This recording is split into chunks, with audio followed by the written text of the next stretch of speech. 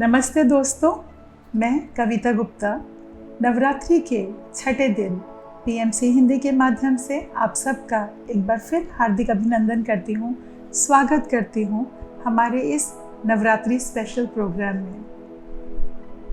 इस एपिसोड की शुरुआत करने से पहले सबसे पहले आदिशक्ति नारायणी को नमन करती हूँ, जिनकी शक्ति से, जिनकी ऊर्जा से ये सुंदर पुस्तक सीतायन हम सब तक पहुँची है। और इस युग में हम सब माता सीता की उस नव ऊर्जा के बारे में, उस अनकही कथा के बारे में सुन रहे हैं, उनके उन अनदेखे कार्यों के बारे में, उनके त्याग, तपस्या, साधना, ध्यान के बारे में जान रहे हैं, उनकी सिद्धियों के बारे में, उनकी शक्तियों के बारे में जिनके विषय में कभी चर्चा नहीं हुई, उनके बारे में हम बात कर रहे हैं। तो उस नारायणी का मैं नमन करती हूँ और साथ में ही प्रभु श्री राम को नमन करती हूँ, वीर भक्त हनुमान को नमन करती हूँ। आज हम अपनी कहानी बढ़ाते हैं।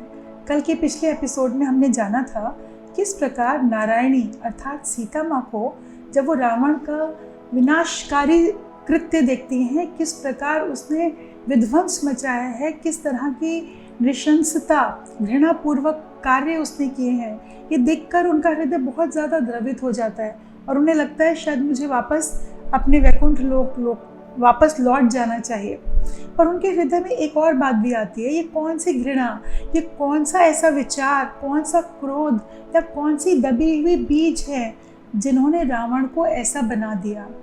और ये विचार उनके अंदर जब आता है तब वो ध्यान में बैठ जाती है और ध्यान के कुछ समय बाद उनको वो बहुत सदियों पुरानी वो घटना याद आती है जिस घटना में वो अपने वास्तविक स्वरूप में नारायण के साथ वैकुंठ में घूम रही थी। चारों तरफ सुगंधित वातावरण था, आनंद की लहरें थी, बहुत सुंदर सुगंधित, हरियाली से भरा, फूलों से भरा, बहुत खूबसूरत वैकुंठ का उद्यान था जहाँ वे और नारायण विचर रहे थे और फूलों की सुंदरता, उनके चटक रंग के बारे में चर्चा कर रहे थे। एक दूसरे को देखकर दोनों मुस्कुरा रहे थे। तभी अचानक उन्हें किसी ने बताया कि वहाँ द्वार पर उनसे मिलने कोई ऋषि कुमार आए थे। नारायण को ये बात पता चल चुकी थी, ये बात उनके परिचारक जैन ने उनसे छिपाई थी। वो नारायणी को कहते हैं, चार ब्रह्म कुमार हमसे मिलने के लिए आए थे, अपने निश्चल प्रेम को प्रकट करने के लिए आए थे, पर उन्हें हमसे मिलने नहीं दिया गया। ये सुनकर नारायणी बड़ी अचंभित होती है। वैकुंठ में तो किसी को निराश लौटाया नहीं जाता, ऐसा क्यों हुआ? तो नारायण बताते हैं कि हमारा जो द्वारपाल जय है उसके हृदय में कहीं ना कहीं ईर्ष्या के भाव, वो बीज पनप रहे हैं जो उन्होंने बहुत पहले देख तो लिए थे, पर ये सोच के उसको क्षमा कर दिया था कि यहाँ की सकारात्मक ऊर्जा और ध्यान के प्रभाव से वह बदल जाएगा। पर वे आश्चर्यचकित थे कि ऐसा हो नहीं पा रहा था और ऐसा ना होने का क्या कारण था वो ये भी नहीं जान पा रहे थे। नारायणी ने कहा, चलिए हम चलकर मिलकर आते हैं। वे स्वयं गए। वो ऋषि कुमार ज़्यादा दूर नहीं गए थे, वो उनसे जाकर मिलते और उनसे मिलने के बाद उनको आपस में आशीर्वाद देकर, प्रेम वचन करके वो जब वापस वैकुंठ लौटते हैं तो वो जय को ढूंढने निकलते हैं, जानने के लिए क्या कारण था। जय कहते नहीं, वो बड़े अभद्र बालक थे महाराज, वो उनको बात करने का तरीका सही नहीं था, बड़े असम्मानजनक तरीके से वे आपसे बात करते हैं, इसलिए मैंने उन्हें अंदर वैकुंठ में एंट्री ही नहीं दी। फिर प्रभु नारायण से तो कोई बात छिपी नहीं थी, वो समझ गए जय फिर असत्य कह रहा है। उन्होंने उन्हें टोका कि जय आप ये गलत कर रहे हैं, पर ये बात मानने के लिए वो तैयार नहीं था। वो फिर युक्ति करने लगा कि नहीं ऐसा नहीं था, कोई ना कोई बहाने ढूंढने लगा। महाराज ने कहा, प्रभु ने उसको कहा कि तुम्हें धरतीलोक पर जाकर ध्यान करना चाहिए। ध्यान करने के साथ तुम्हारे अंदर जो ये विपरीत विचार उठ रहे हैं, नकारात्मक विचार उठ रहे हैं, इनको दूर करने के लिए तुम्हें जाना चाहिए। पर ये बात ना मानकर वो सीधा उन ऋषि कुमारों के पास झगड़ा करने के लिए पहुंच गया कि आपने मेरी शिकायत क्यों की। अब वो ऋषि कुमार बड़ा सख्ते में आ गए, उन्होंने कोई शिकायत नहीं की थी उसकी, उन्होंने उसमें से एक ने फिर उसे समझाने की कोशिश की कि आपको प्रभु ने ध्यान के लिए करने के लिए ध्यान शिविर में जाने के लिए कहा है, अब आप इस तरह की बातें ना कीजिए। पर वो उनसे झगड़ा करने पर आमादा था। तभी वहाँ नारायण प्रकट हो गए और उन्होंने फिर उसे समझाया कि आप ध्यान करने के लिए पृथ्वी पर चले जाइए, वरना आप यहाँ नहीं रह पाएंगे। वो प्रभु से क्षमा मांगते हुए चला तो गया, पर मन ही मन कहीं ना कहीं उसके क्रोध का भाव था, कहीं ना कहीं अपने आप को विक्टिमाइजेशन का, मेरे को क्यों सबके सामने डांट दिया, मेरी तो कोई गलती भी नहीं थी। वो अपनी बात समझ ही नहीं रहा था गलती को, पर अपने इन नकारात्मक विचारों को और ऊर्जा दे रहा था। तभी वहाँ स्वर्गलोक में एक अप्सरा जा रही थी। उसको देखकर उसके अंदर काम वासना जाग उठती है। यह देखकर वह अप्सरा भी सकुचा जाती है, क्योंकि उस उच्च स्तरीय लोक में इन सब विकारों के लिए, इन नकारात्मक विचारों के लिए कोई जगह नहीं थी। प्रभु नारायणी उसको फिर समझाती हैं जय को कि तुम ये गलत कर रहे हो, तुम्हें धरती पर जाना होगा। और तभी तपस्वी एक आकर जय को श्राप देते हैं कि तुमने जो किया सो किया, पर अब ये जो तुम कर रहे हो, तुमने एक अप्सरा का अपमान किया है। ये इस उच्च स्तरीय लोक में बिल्कुल भी इसको स्वीकार नहीं किया जाएगा और तुम्हें 7 जन्म लेने पड़ेंगे अपने आप को सुधारने के लिए। और जब तुम सुधर जाओगे तब तुम आ पाओगे, वरना यहाँ वैकुंठ में तुम्हारे लिए और कोई स्थान नहीं है। इस सारी घटना ने उसको बहुत विक्षिप्त कर दिया। उसके अंदर क्रोध के, घृणा के और भाव बढ़ गए, हजारों गुना मल्टीप्लाई हो गए कि सबके सामने मेरा अपमान कर दिया गया है।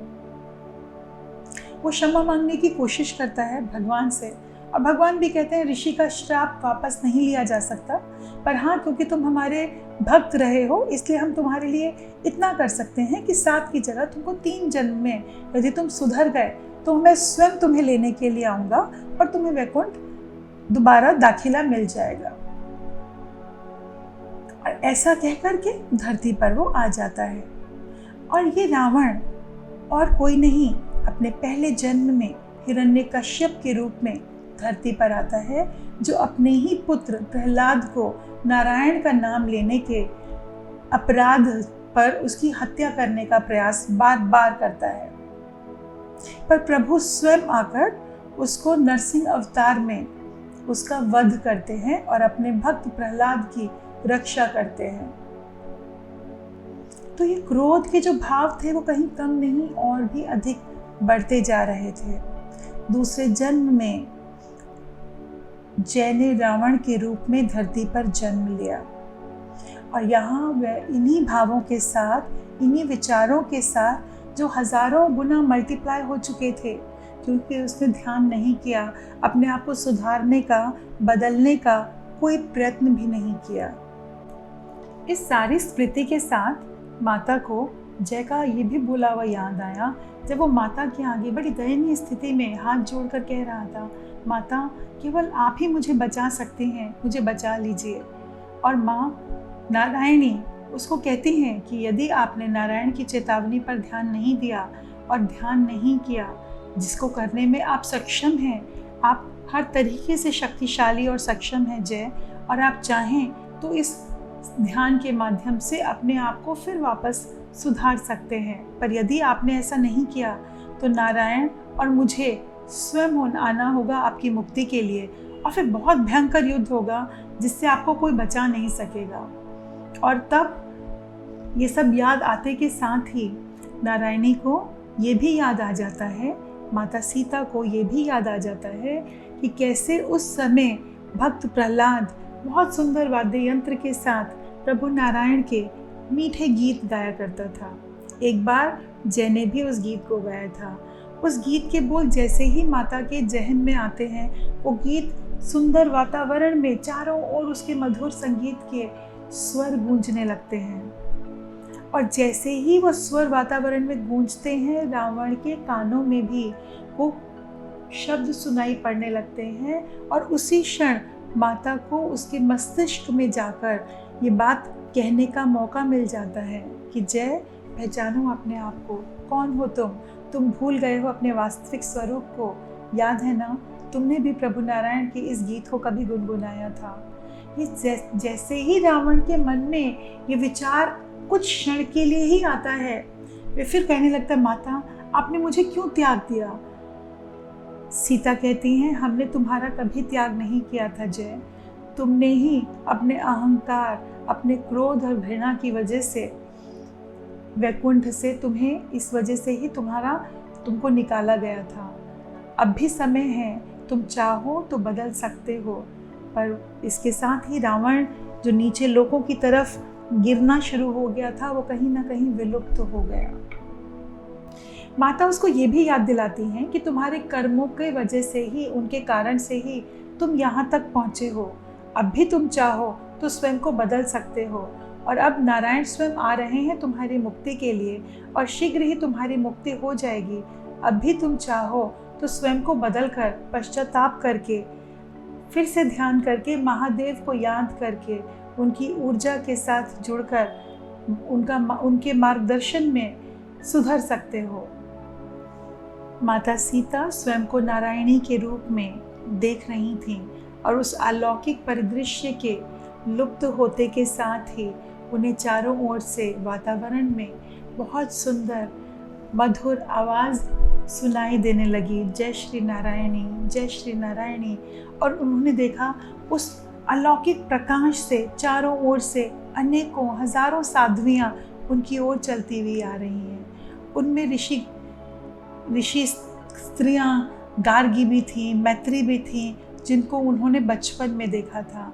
इसके अलावा और अनेकों साध्वियाँ जो उनकी वन यात्रा के दौरान उन्हें मिली थी, जिन्हें वे आश्रमों में मिली थी, जिन्हें वे बचपन से जानती थी, वे सब उनके सम्मुख आती जा रही थीं और चारों ओर से माता की जय जयकार कर रही थीं। उनको, उनकी ऊर्जा को और अपनी सात्विक और सकारात्मक ऊर्जा से और भर रही थीं, और वहाँ एक बहुत सुंदर प्रेममय वातावरण बदल गया था। तभी वो साध्वियाँ धीरे धीरे धुंधली होने लगीं, और उनके स्थान पर एक बहुत विशाल अलौकिक प्रकाश पुंज उपस्थित हो गया। और धीरे धीरे उस अलौकिक प्रकाश के अंदर से माता पार्वती ने सीता माँ को दर्शन दिए। उनको देखकर सीता माँ एकदम चकरा गई कि वो कहाँ है, वो किस लोक में है। तभी उन्हें एहसास हुआ वो वापस धरती लोक में, रावण की कैद में, अशोक वाटिका में, उसी अशोक वृक्ष के नीचे बैठी हैं। और वहाँ माता सीता से माता पार्वती बात कर रही हैं। माँ पार्वती उन्हें बहुत बहुत आशीष देती हैं इस सुंदर कार्य के लिए, जिसके तहत उन्होंने रावण को ग्लानि भाव से भरने पर मजबूर कर दिया, उसे ये जानने के लिए कि वो कौन है, उसकी वो स्मृति उसको वापस याद दिला दी। ये एक बहुत ही महत्वपूर्ण कार्य था रावण पर विजय हासिल करने के लिए। उसके मन में दाखिल होकर उसको उस सत्य से अवगत कराना जिसे वो भूल चुका था। माँ पार्वती सीता को यह भी बताती हैं कि वे निश्चिंत रहें, क्योंकि प्रभु राम शीघ्र ही वहाँ पहुँचने वाले हैं। ये सुनकर सीता माँ बहुत प्रसन्न हो जाती हैं, और वो ये जानकर कि प्रभु राम सुरक्षित हैं और उनकी खोज तक, उन्हें खोज कर यहाँ तक पहुँचने वाले हैं, वे अति प्रसन्न हो जाती हैं। कहती हैं पार्वती माँ से कि मैं उनके साथ आंतरिक संपर्क खो चुकी हूँ और इसलिए मेरा हृदय बहुत दुखी है। पर पार्वती माँ उन्हें कहती हैं कि आप अपने शरीर के कण कण से प्रभु राम की आवाज़ निकलने वाले जो तरंगे हैं, क्या उन्हें देख नहीं पा रही? क्या उस संगीत को सुन नहीं पा रही जो आपके भीतर से निकल रहा है? यही तो वो संपर्क प्रभु राम से कायम कर रहा है। आप बिल्कुल निश्चिंत रहिए, क्योंकि वह शीघ्र ही महादेव के दूत भक्त हनुमान को भी आपके पास भेजने वाले हैं। ये सुनकर भी सीता माँ बहुत प्रसन्न होती हैं। तब पार्वती माँ उन्हें यह भी बताती हैं कि आपकी उपस्थिति ने, रावण ने जो उन हजारों लाखों प्रताड़ित स्त्रियों को बर्बाद किया था, आपके उस वहाँ पहुँचने से उन स्त्रियों के सबके रक्षा हो गई है, उन सबको मुक्ति मिल गई है। और इसीलिए हज़ारों साध्वियाँ आपको आशीर्वाद देने के लिए आई थीं, और इसीलिए ये सभी साध्वियाँ आपकी शक्ति बढ़ाने के लिए, अपना आशीर्वाद देने के लिए आपके पास आई थी। तो आप बिल्कुल निश्चिंत रहिए। माँ पार्वती उन्हें एक बात और चेतावनी देती हैं, एक बात की और, कि जब तक प्रभु राम यहाँ नहीं आते आपको यहाँ का जल, खान पान कुछ भी ग्रहण नहीं करना चाहिए। और वो ये भी कहती हैं, ये तो आपने देख ही लिया, आप इसका दुष्परिणाम चख भी चुकी हैं। जब आते के साथ आपने यहाँ का जल ग्रहण किया था, उसकी वजह से आप उसके भ्रम जाल में किस प्रकार उलझ गई थी। तो अभी आप कुछ भी यहाँ का मत खाइए।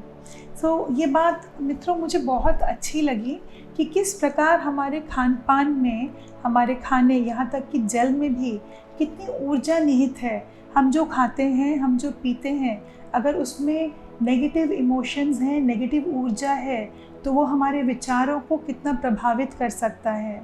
तो हमेशा हम ध्यान रखें कि हम शाकाहारी भोजन का ग्रहण करें। अपने जल को जो हम पीते हैं उसको भी हम चार्ज करें।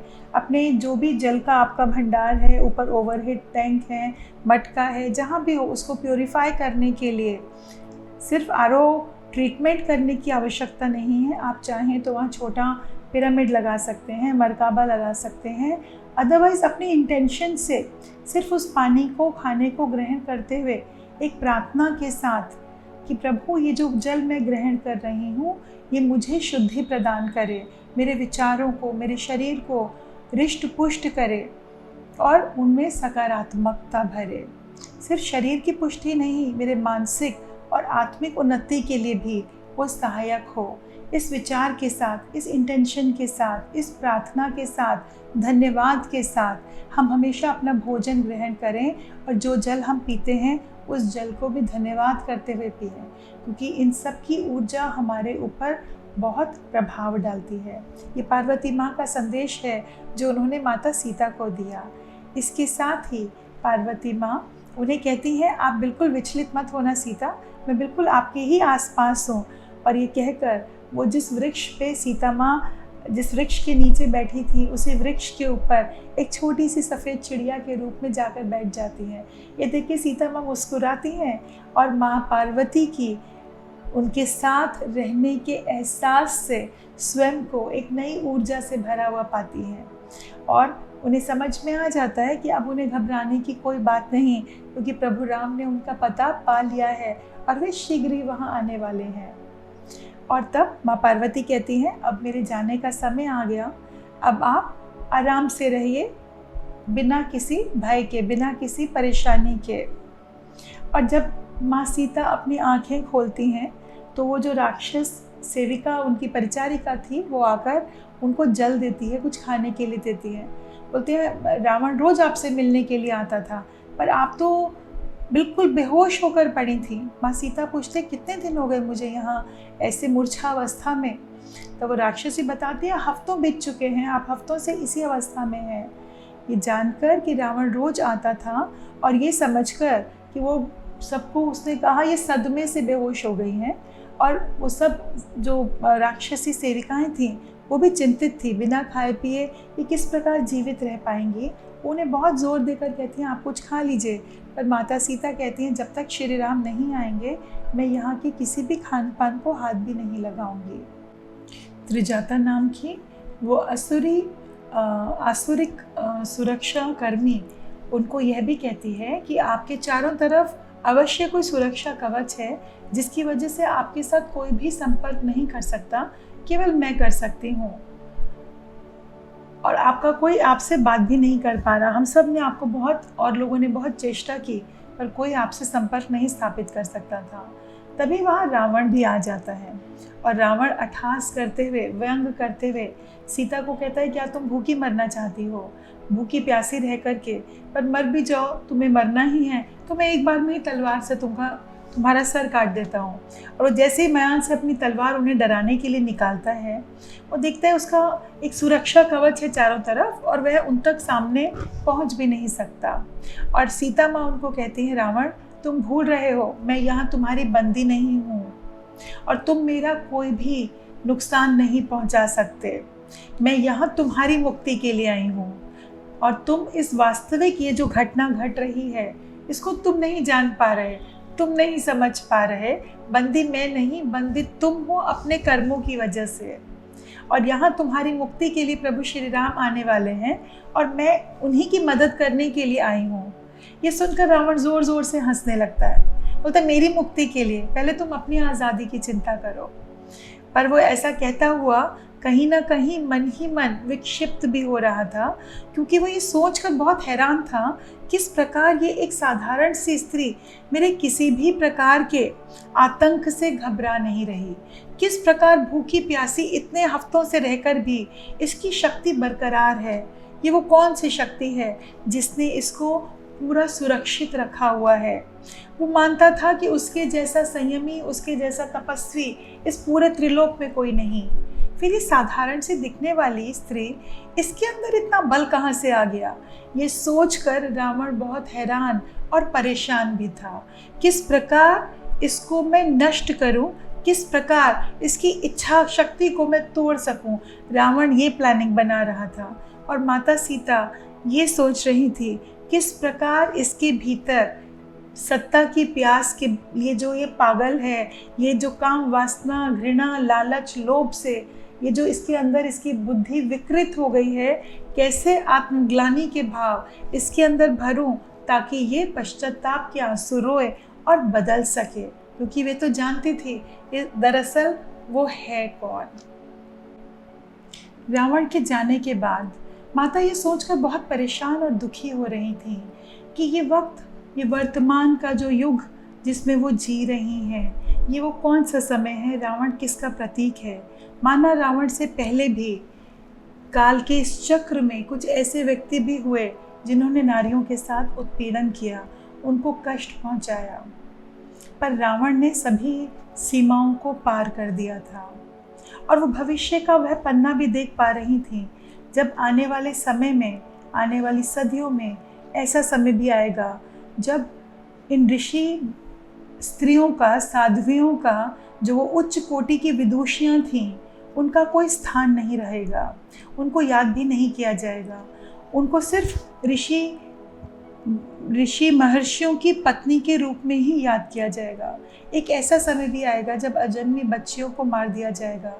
एक ऐसा समय आएगा जब स्त्री की भूमिका मात्र 4 दीवारी के भीतर सीमित होकर रह जाएगी, उसकी कोई पहचान नहीं होगी, उसका कोई सम्मान नहीं होगा।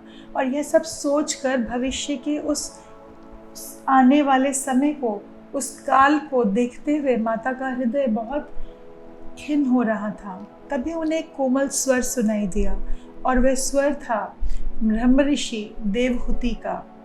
उन देवहूति जो बहुत पहुंची हुई संत थी, वह आकर माता सीता को कहती हैं, बेशक आने वाले भविष्य में ऐसा समय आएगा, पर काल का चक्र जब घूमेगा तब दोबारा एक समय ऐसा भी पृथ्वी पर आएगा जब स्त्रियां जो वो करना चाहती हैं वो कर पाएंगी, वो स्वतंत्र भी होंगी और वो जिस इज्जत की, जिस स्वाभिमान की वो अधिकारी हैं, वह उन्हें अवश्य प्राप्त होगा।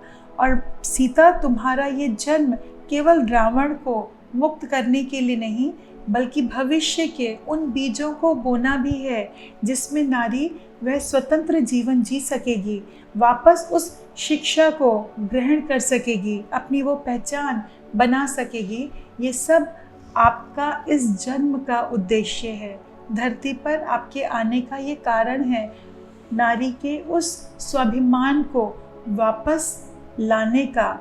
आज नहीं, सदियों बाद, सहस्त्राब्दियों बाद भी आपको याद किया जाएगा और आप वह भूमिका निभाएंगी जिसकी वजह से आपके नाम से आपको याद कर कर वो स्त्री को वापस वह सम्मान मिलेगा। तो दोस्तों, ध्यान के अनेकों अनुभवों के साथ जो माता सीता को वहाँ हो रहे थे, उन्हें बहुत पुरानी घटनाएं याद आई। जब उन्हें ऋषि देवहूति के विषय में, जिन्हें वे जानती थी बहुत अच्छे से, उन्हें वह स्मृति भी आई जो उस काल के सृष्टि के प्रबुद्ध सम्राट मनु महाराज की पुत्री थी देवहूति। और उनके पति के लिए मनु महाराज उपयुक्त वर खोजने के लिए लगे हुए थे और उन्हें कोई भी सही व्यक्ति पसंद नहीं आ रहा था अपनी पुत्री के वर के लिए। और तलाश करते करते आखिर में उन्हें कर्दम ऋषि पसंद आए, जो उन्हें लगा उनकी पुत्री के लिए उपयुक्त हैं। वे विवाह के लिए हाँ नहीं कर रहे थे पर मनु महाराज के बहुत रिक्वेस्ट करने के बाद उन्होंने इस शर्त पर हाँ की कि संतान की प्राप्ति के बाद वो वापस तपस्या के लिए चले जाएंगे।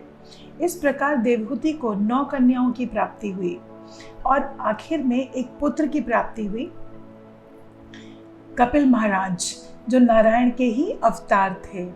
उनकी 9 पुत्रियों में से एक बहुत कोमल, शांत और वो भी बहुत बड़ी ऋषि थी, बहुत बड़ी साध्वी थी, जिनका नाम था ख्याति। उनका विवाह हुआ भृगु महाराज के साथ।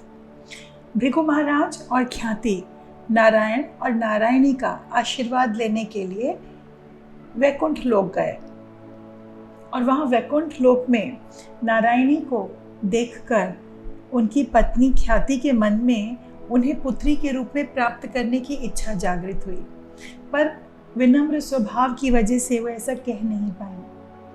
पर उनके पति को ये बात पता चली। वो साथ साथ अपनी पत्नी के मन में जो आया विचार वो समझ गए और उन्होंने प्रभु नारायण से विनती की कि नारायणी उनको पुत्री के रूप में, पुत्री रत्न के रूप में उनके परिवार में आए। और ऐसा हुआ। स्वयं भार्गवी के रूप में नारायणी ख्याति की पुत्री बनकर के आई। अभी कहानी बहुत इंटरेस्टिंग है दोस्तों, और ऐसी अनेकों कहानियां हैं।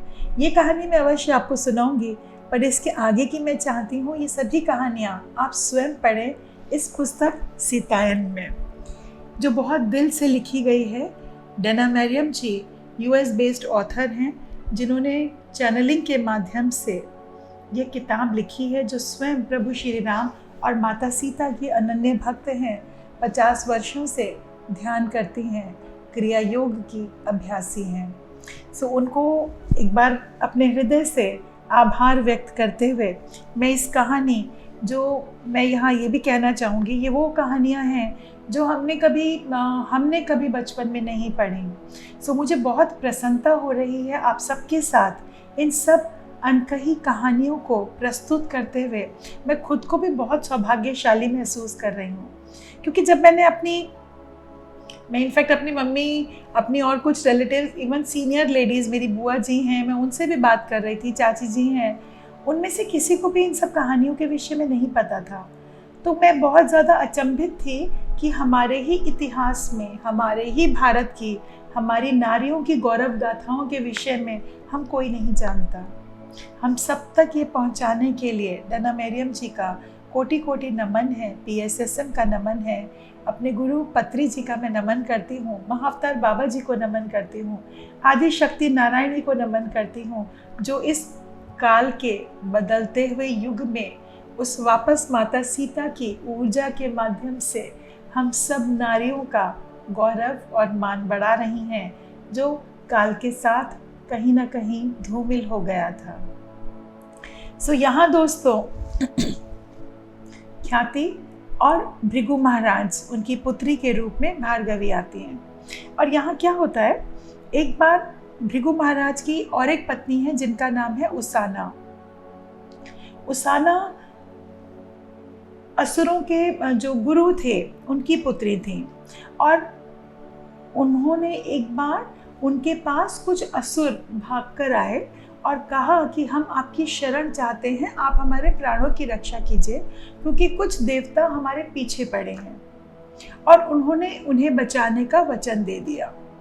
तभी वहाँ नारायण उपस्थित हुए और उन्होंने उसाना माँ से कहा कि आप इस धर्म युद्ध में बीच में मत आइए।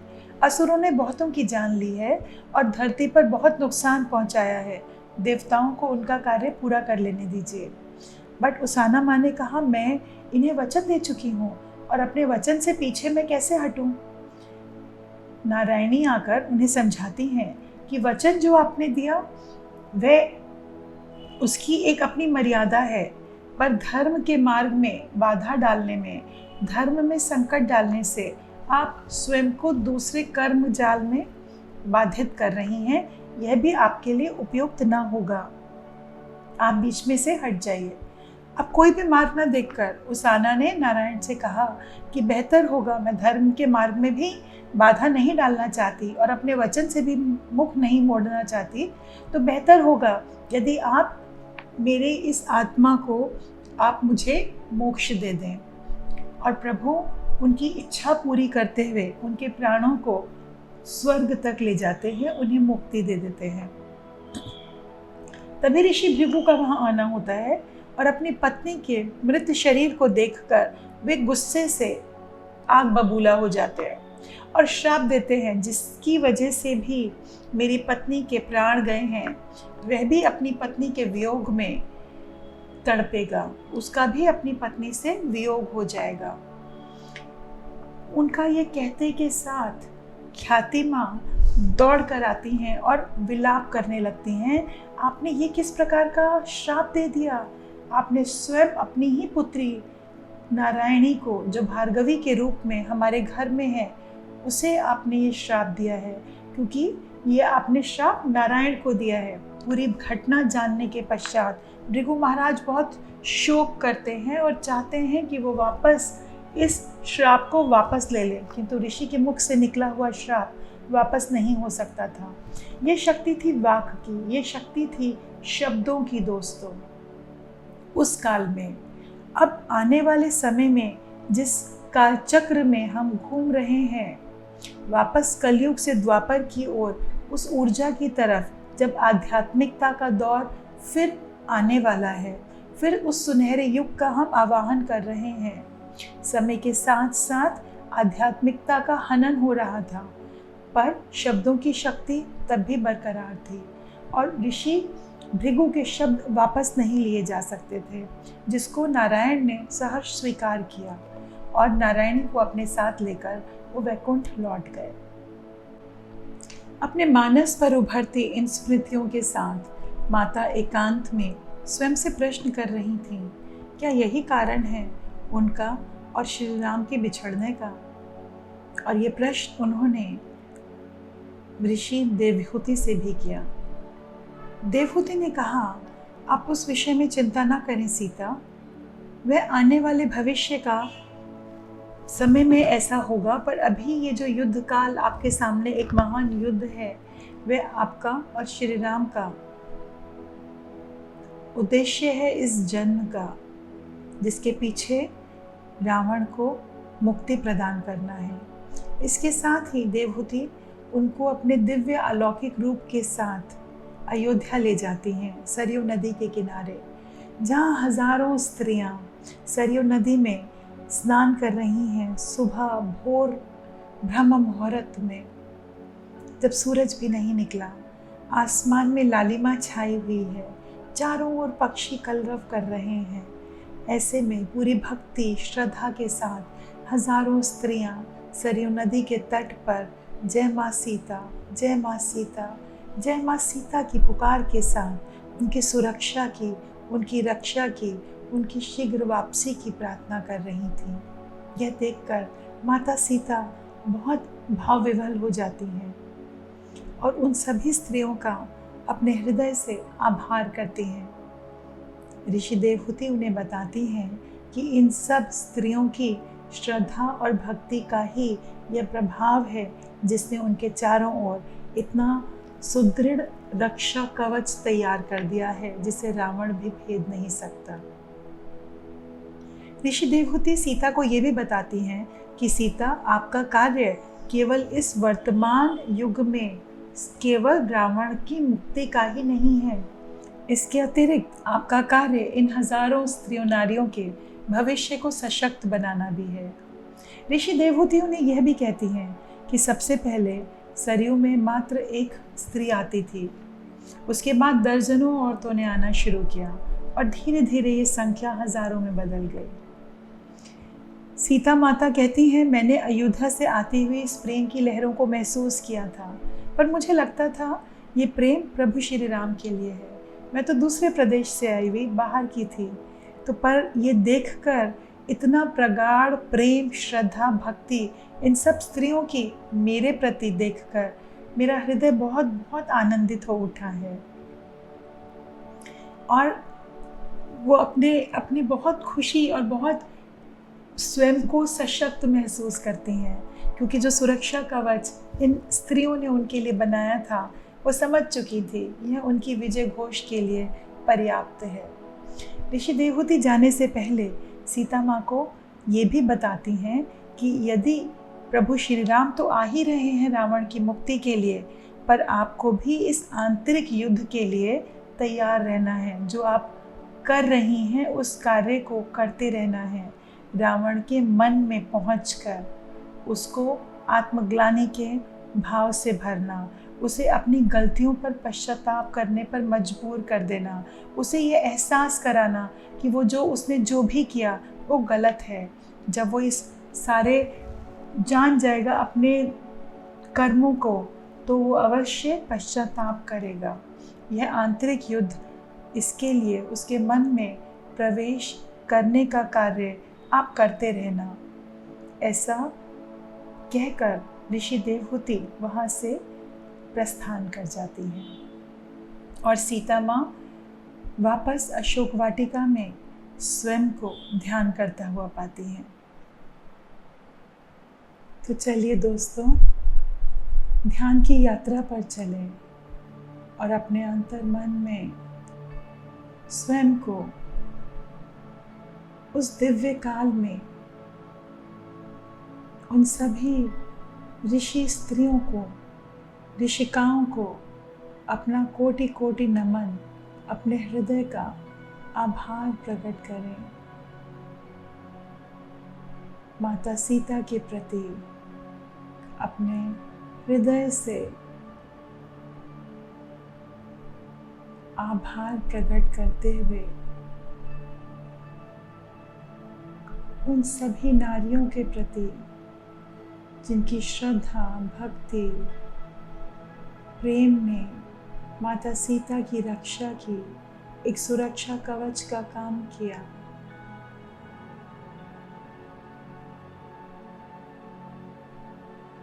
और आज के इस वर्तमान संदर्भ में हमारे लिए भी किस प्रकार वे सभी ऊर्जाएं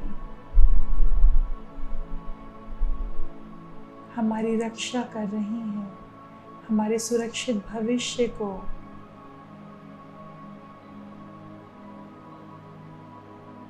सुंदर वर्तमान को गढ़ रही हैं।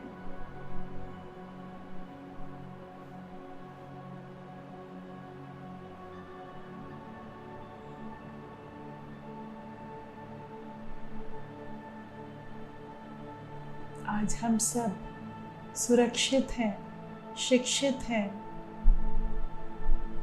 ध्यानी हैं, स्वतंत्र हैं, समाज में सम्मान्य हैं। इसके पीछे हजारों हजारों उन लोगों को जिन्होंने अपने जीवन का बलिदान किया,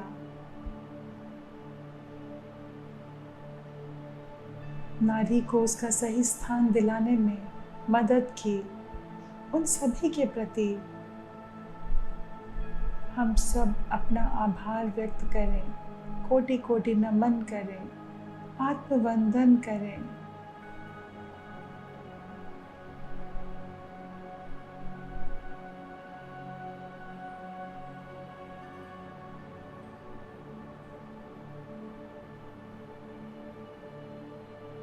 प्रभु श्री राम को नमन करते हुए वीर भक्त हनुमान की भक्ति, प्रेरणा, साहस, शौर्य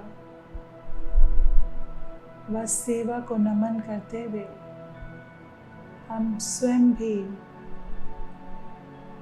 इन सब गुणों को अपने भीतर आचरण में ला पाएं, इन्हें अमल करें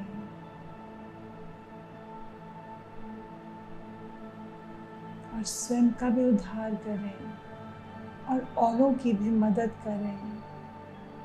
ऐसी कृपा प्रभु हम पर निरंतर करती रहे। ऐसी कृपा प्रभु सदा हम पर करते रहें।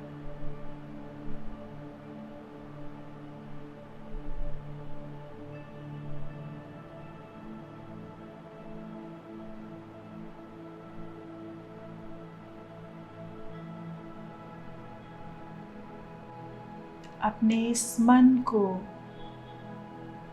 संकल्प विकल्प से, सभी विचारों से शून्य करते हुए इसकी अद्वितीय शक्तियों को हम पहचान पाएं। कितना बलशाली है ये।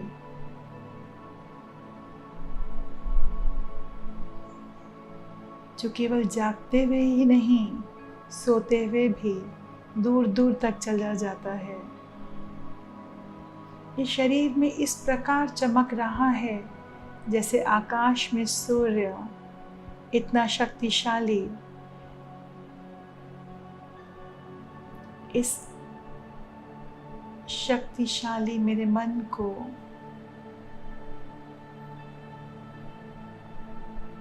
जो सच्चे और ऊंचे ज्ञान को प्राप्त करने का साधन भी है, जिसमें स्मरण शक्ति है, जो सदा दीपक की भांति प्रकाशित रहता है, जिसके बिना कोई भी कार्य संभव नहीं। उस मेरे मन को शिव संकल्पों वाला बना दो।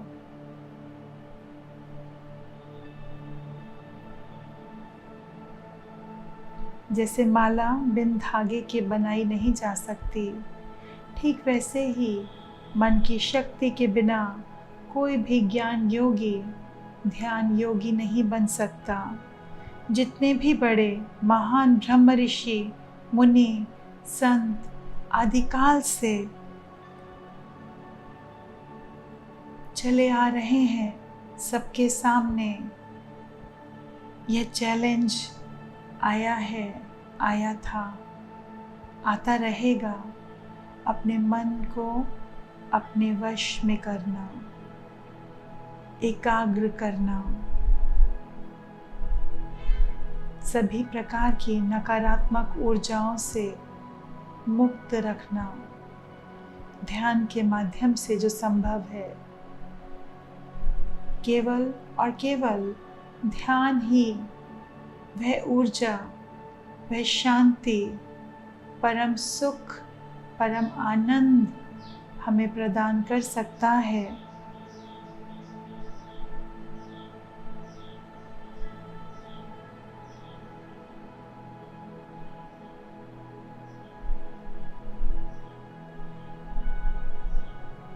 ध्यान के साथ बने रहेंगे, अपनी सांसों के साथ, अपनी प्राण शक्ति के साथ, जो हमारे मन को एकाग्र करने में हमारी मदद करती है।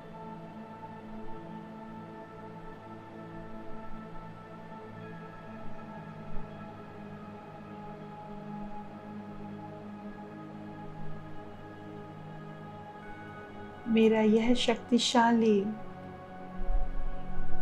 बलशाली मन, जो भूत, भविष्य, वर्तमान सब जान सकता है, आत्मा की संगति होने से, आत्मभाव में जीने से, आत्मज्ञान पाने से, उस ब्रह्म ज्ञान को, आत्मज्ञान को पाने की मैं भी अधिकारी बन पाऊं। उस गहन ध्यान में डूबकर उस शांत अवस्था को प्राप्त कर सकूं।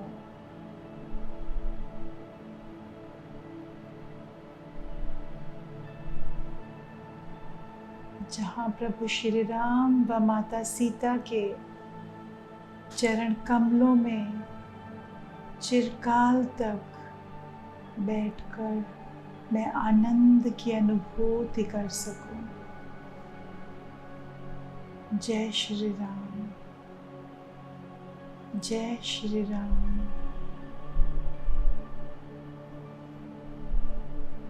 जय श्री राम।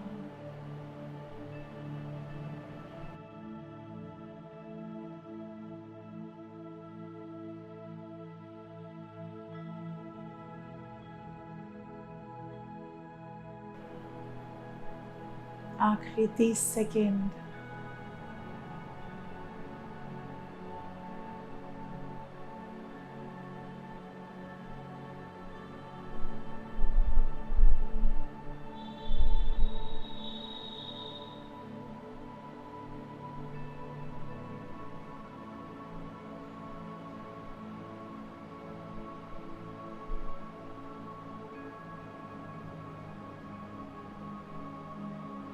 प्रभु श्री राम और माता सीता की ऊर्जा को आत्मसात कर अपने इस जन्म को धन्य करें हम।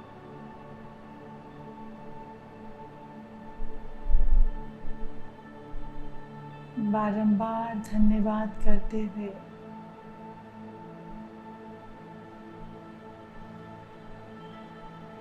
जाने अनजाने में की अपनी भूलों के प्रति क्षमा याचना करते हुए अपने हृदय के भीतर उस अलौकिक प्रेम की लौ जगा सकें हम, ऐसी कृपा भगवान नारायण हम पर करें। नारायणी की शक्ति और कृपा हम पर बनी रहे।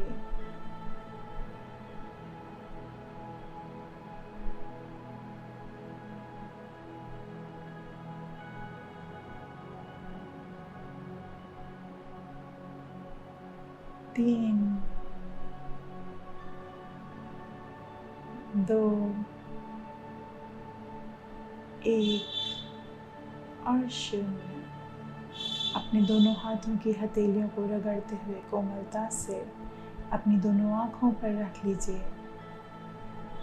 3, 2, 1 और अब आहिस्ता आहिस्ता अपनी आँखें आप खोल सकते हैं।